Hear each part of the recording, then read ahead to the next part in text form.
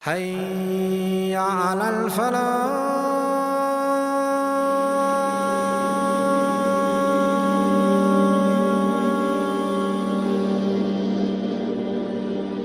A young man, the age of about 13 years old, in the time of Imam Malik, when Imam Malik was in his middle ages. A young boy by the age of 13. His mother, from Mecca, his mother said to him, "My son, you are now well known. You have memorized the whole Quran, and you have memorized hadith, and you have memorized poetry. I want to send you to Imam Malik to learn his adab, his character, before you learn his knowledge." So she got him ready, and she wrote a letter to the Prince of Mecca, the governor of Mecca, who happened to be her cousin. She wrote a letter to him to send a letter to the governor of Medina to go with her son to Imam Malik, basically to intercede for him to become his teacher. So this young boy took this letter from his mother and sent him off, young 13-year-old going through the deserts to Medina, seeking knowledge. He reached the governor of Medina and gave him the letter of the governor of Mecca. And the governor of Medina, his face changed. He started to sweat. The young boy looked at him and said, "What's wrong?" He said, "Wallahi, if the governor of Mecca asked me to walk barefooted in the middle of the desert with nothing on my head, it would be easier than for me to go to Imam Malik's house." Because he had so much respect for him. So the boy innocently said to him, "Well, you don't have to go to him, make him come to you." The governor of Medina laughed and he said, "Come on, let's go." So he went to Imam Malik's house. They knocked on the door and the housemaid, the servant of Imam Malik, answered, and they asked for Imam Malik. She said to him, "Listen, if there is a religious question, right now is not the time. Write it on a paper and he will answer it for you. If you want to learn hadith, go to his circles of daras, they'll be in a certain time. And if it's a government issue, this is not the time, there's another time for it." So the governor of Medina says, "I have a letter for him from the Prince of Mecca." So then the young boy says, a big, tall man, blonde, white, colored eyes, unexpected from the people of Medina, came to the door. Says, I looked up at him and the servant lady brought him a chair, he sat on it. And then he said, "What does the governor of Mecca want from me?" And the governor of Medina just gave him the paper without a word. When Imam Malik read this paper, he threw the paper away saying, "La hawla wa la quwwata illa billah." Has it come to this that knowledge now needs connections? He looked at the young boy and the young boy said to him, "May Allah straighten the path of the Shaykh." He said to him, "I am from the lineage of the Prophet sallallahu alaihi wasallam." So now, basically, he obliged the Imam to listen to him. "Ana Qurashi.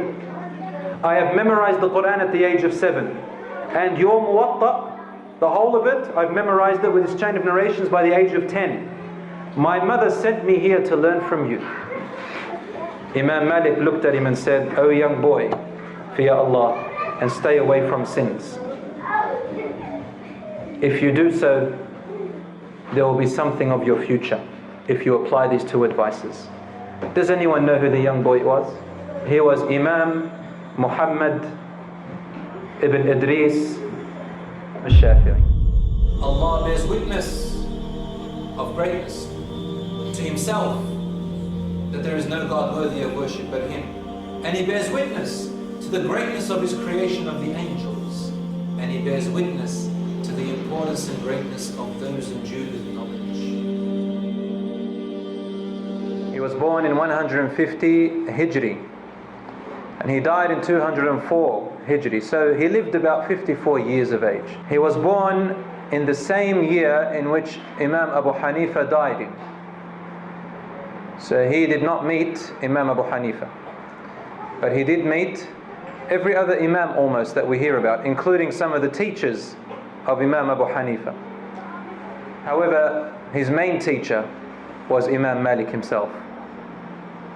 He was born in Gaza, and he was known as Al-Imam al-Makki, the Imam of Mecca, because his mother took him from Gaza when he was a child to Mecca, and he traveled a lot, and his knowledge, different to the other Imams, was almost in every area and every subject that you can know about. Imam al-Shafi'i was what we say, he was a Hashimi, that he was from the bloodline of the Prophet Muhammad sallallahu alaihi wasallam. Imam Shafi'i loved sports. He loved archery. That's a favorite sport. He was 10 out of 10 in archery. Excellent horse rider. And he would jump on his horse without needing to touch anything, maybe just the ears or the head.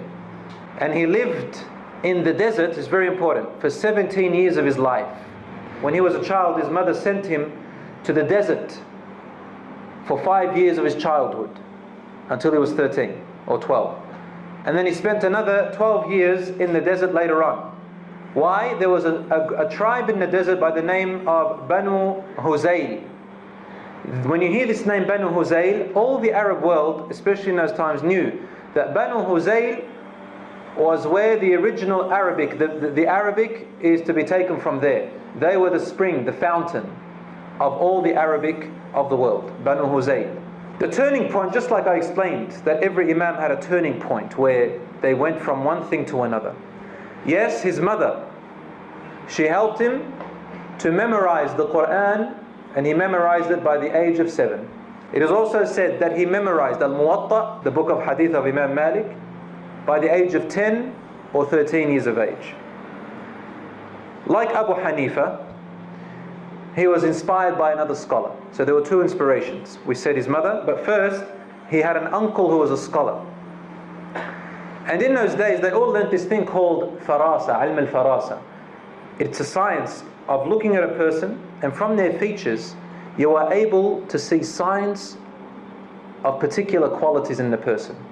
So his uncle looked at his nephew, and at the age of about 10 or 11 he says to him, "Son, I see brilliance and intelligence in you."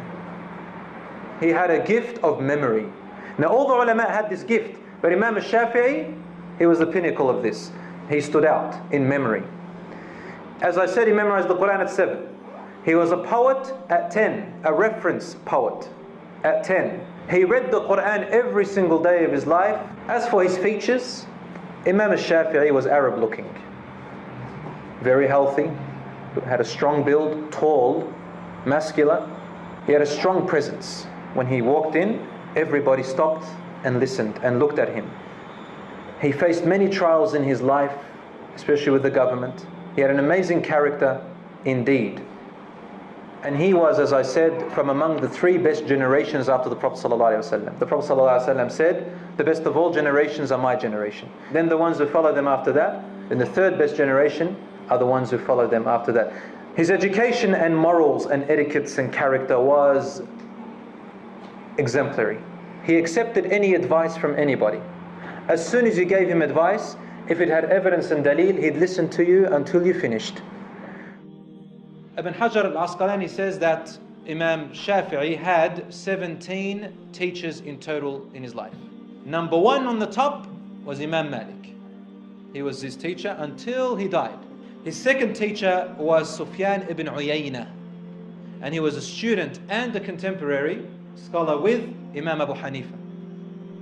His third teacher worth mentioning is Muhammad ibn al-Hasan, who was the direct student and the best student of Imam Abu Hanifa. As for his indirect teachers, they were Imam al-Awza'i.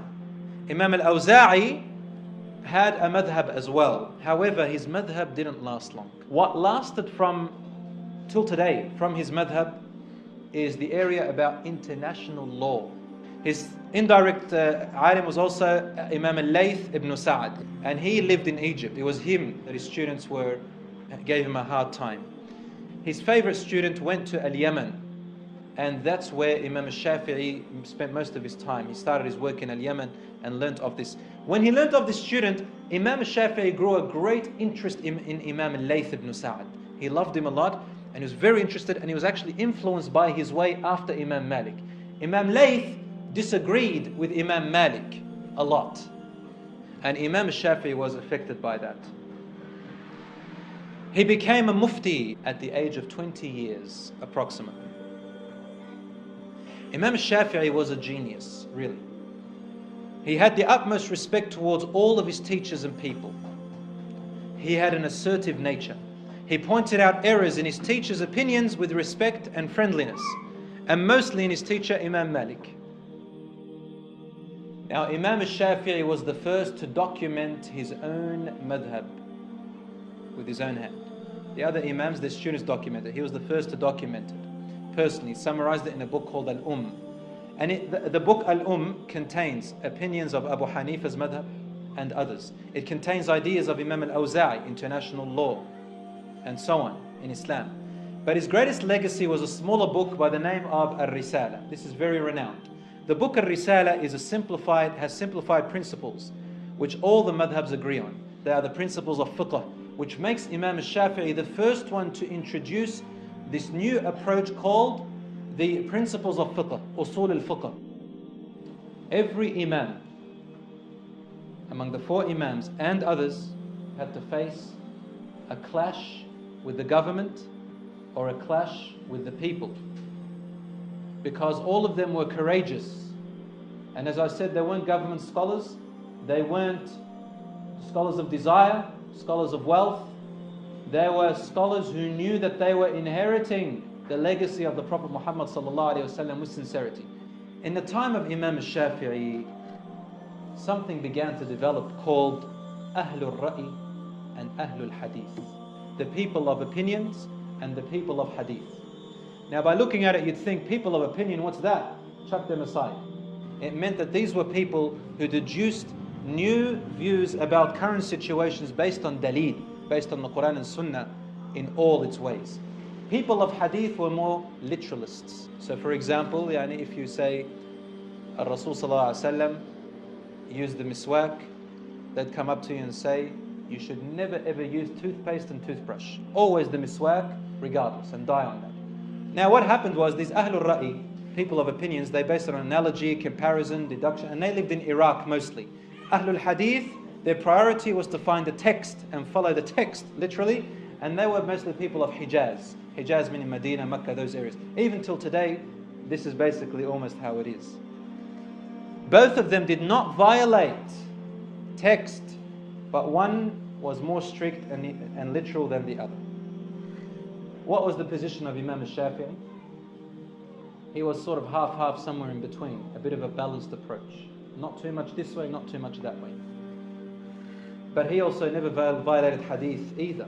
His statement was, all of us men of opinions can be disproved except for the owner of this grave. When he was doing his hajj, he looked at the grave of the Prophet ﷺ and he said, all of our ra'i, all of our opinions and views can be rejected and disproven except for the owner of this grave. And he pointed to the grave of Muhammad ﷺ.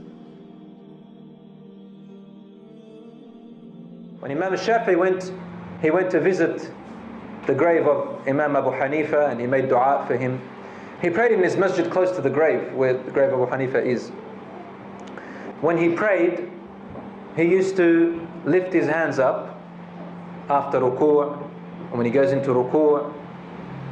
But in Abu Hanifa's madhab, it didn't reach him that this is part of the salat. So he didn't raise his hands, that was his view. So Imam Shafi'i, for the first time there, they saw him not lifting his hands up in the salat. So they asked him, why did you not follow the view which you know is right in your opinion? He said, because out of respect for the owner of this grave. And he pointed to Abu Hanifa. Shafi'i's adab and respect in debating is also very renowned. For example, he never raised his voice in any debate. Number two, he stayed calm in every debate. He used to say that he never debated with anyone except that he made dua that the opponent, the person who's debating him, is in the right and the right is with him. And he made a dua to help him. So imagine you're debating someone on a view and you've got different view, and you're making dua that your brother who is debating you is on the right and that Allah guides him. But the only thing is that they had a commitment to honesty. That was the only difference. Okay, I want you to be right, but I also have a commitment to honesty. And that's the deen. The deen is not yours or mine. He used to say, I never debated with anyone and liked him to make a mistake. He also said, give and take, listen and speak, and don't criticize the person personally. So there were no egos in all the differences of opinions. He used to say, throw away my opinion if it goes against the sunnah, and take it as my madhab, for this is what we all want. He also had a sense of humor, Imam Shafi'i. An example of that is that he never used to stretch his legs out when people were sitting around him. He considered it lack of decency and courtesy for others to do something like that. But he also had a problem with his legs. He needed to stretch them. So he would use humor to have an excuse to stretch his legs. One time he was sitting and his students who were around him, and he asked a question. One student gave an answer which was way off track. So he said, well, since I have students like that, then I think there's nothing wrong with me stretching my leg.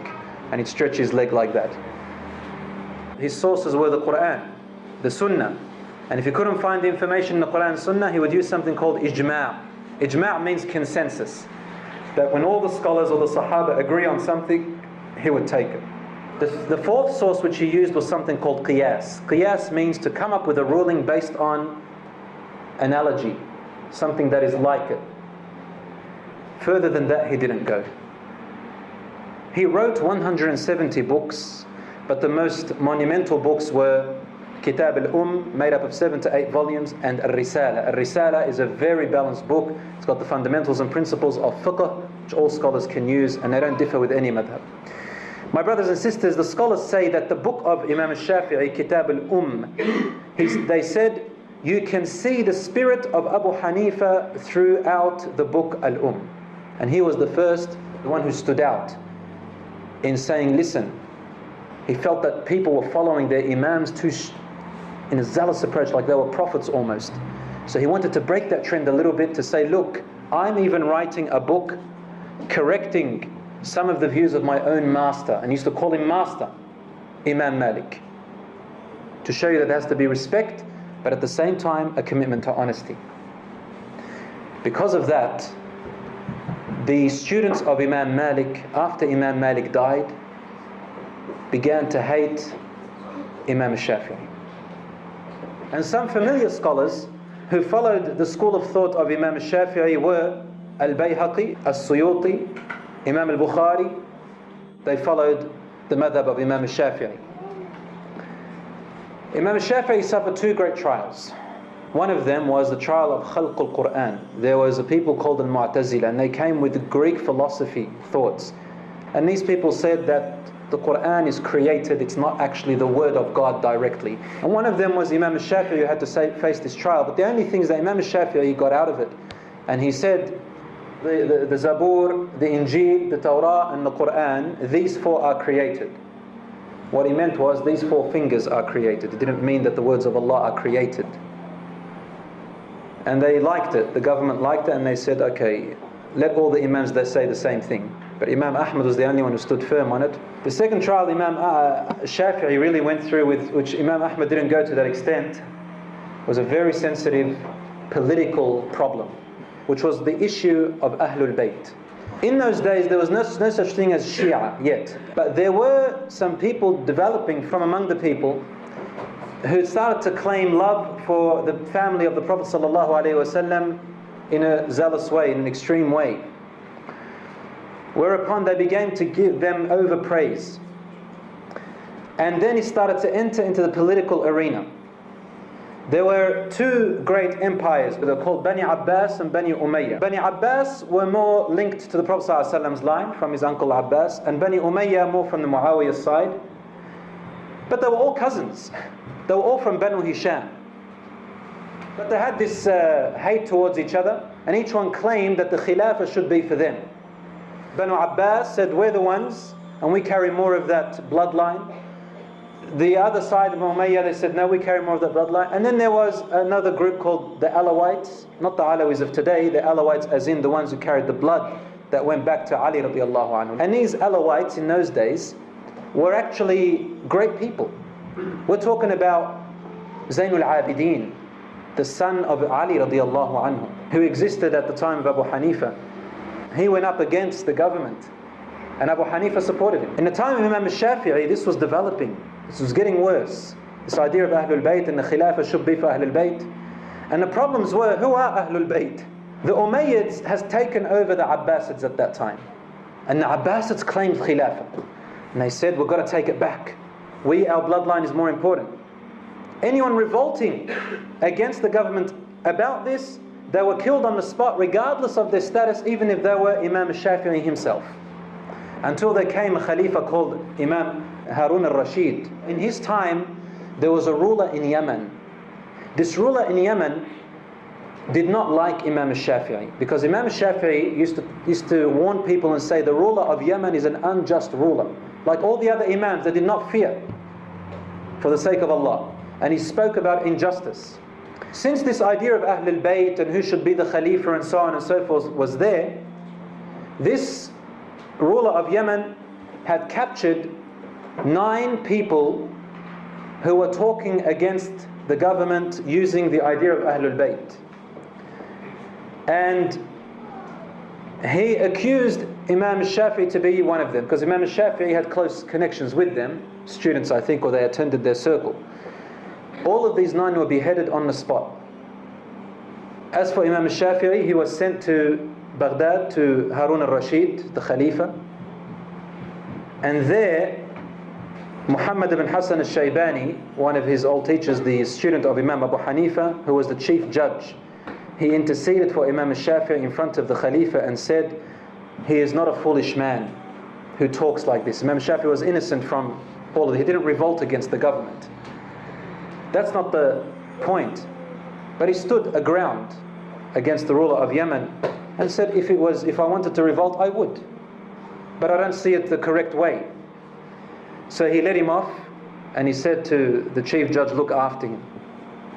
But that's not where the most courageous point was. Imam Shafi'i had to draw the line about this idea of Ahlul Bayt. Ahlul Bayt has nothing to do with the Shia. That's number one. And the Shia of today have gone backwards, saying the followers of the 12 Imams, and they came to be later on. And these people started claiming that they love the 12 Imams more than anyone else in the world. But we love them and revere them. But the problem is that they say we love them more, to the point where they gave them powers and abilities that are really beyond measure. The debate was, does it go all the way to Judgment Day? I mean, everyone who comes from the line of the Prophet ﷺ, are they considered Ahlul Bayt? I mean, today, in Sham and Egypt, there are more than 10 million people who claim to be descendants of the Prophet ﷺ. We have a problem here. And are they at the same caliber of all these Imams and all these Ahlul Bayt? Or are they not? The second thing is, Ahlul Bayt is a part of our religion. We must love and revere the people of Ahlul Bayt. But the Shia today and the likes of them, similar to the statement, we're all equal, but we are more equal than others, in that sort of sense. Imam al-Shafi'i, what did he do? He created the dividing line clearly and courageously, saying the Deen and the Ahlul Bayt have nothing to do with the political makeup. Don't anyone come around and say that the Khalifa has to be from Ahlul Bayt and that the political movement and you fight over bloodline and all that stuff. He said you have to separate between these two. And for this reason, some people got jealous of Imam Shafi'i and they started claiming that he's a Shi'i later on in history, and they said that he is a sympathizer of them, and some of them said that he doesn't love Ahlul Bayt, and all these people became jealous of him. They also accused Abu Hanifa and Malik as being Shia later on, just because they studied under people of Ahlul Bayt. They studied under Imam Ja'far al-Sadiq, revered and great Imam of Ahl Sunnah. People like Muhammad al-Baqir, great Imam of Ahl Sunnah. And these 3 Imams were students of them. Just because they're students of them doesn't make them Shia or anything like that. The second accusation that they made against Imam Shafi'i was that he was a worshipper of reasoning and philosophy. Again, only because he had studied under a great scholar who was an expert in ilm al-kalam, philosophy interpretation. Just because he studied under him does not make him like that. But he has nothing to do with either philosophy or Shia at all. Abu Hanifa considered that, different views to Imam al-Shafi'i. He considered that Bani Umayyah and Bani Abbas were illegitimate Khalifas. Imam Malik agreed but differed about some other aspects. Imam Shafi'i said the Khilafah, it is not a must for the Khalifa to be from the Prophet's family. Because the Prophet ﷺ said, people said, Ya Rasulullah, if you die, who becomes the Khalifa? From your family? And he replied by saying, this matter, the Khilafah, Allah places whomever He finds, He wills to be in this place. So He didn't say it has to be from my bloodline. And the Quran states that royal blood comes through the boys. But Prophet Muhammad ﷺ had no boys. So then again, he used this as evidence. As I said before, the students of Imam Malik became extreme in their following of Imam Malik. And after he died, Imam Shafi'i found that people were saying, Qala Rasulullah, and the others would say, Qala al-Imam Malik. And he knows about the Prophet more than you, even though something was clear. So Imam Shafi'i wanted to draw a line, came up with the book, and he wrote evidence against some of the errors of his teachers. Because of this, and because of all these different accusations, and because Imam Shafi'i became the top in the world in his time, Imam Malik's students, and this is a problem, they hated him a lot, and they waited for him when he was delivering a dars in the masjid in Yemen. They entered upon him, and after he finished his lesson, they attacked him, and they beat him until he became unconscious.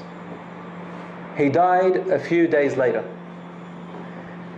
Now the scholars say he didn't die directly from the wounds,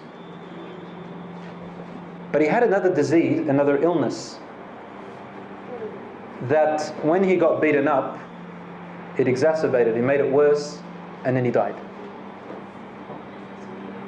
But as a result of that beating up by the students of his great Imam and great master. And here Imam Shafi'i, half of his reason for death was that he was beaten up by the students of Imam Malik. And if Imam Malik was alive, he would beat his own students up for doing that. Of these so-called students, sadly, who overpraised their Imams to the point where they made them almost like prophets. How dare you differ on my Imam's opinion? So my dear brothers and sisters, Imam Shafi'i died at the age of about 54 years of age in Yemen, and he was one of the great scholars of Islam. Today he's probably the second or third largest school of thought followed in the world. Imam Shafi'i's favorite student, on the other hand, was Imam Ahmad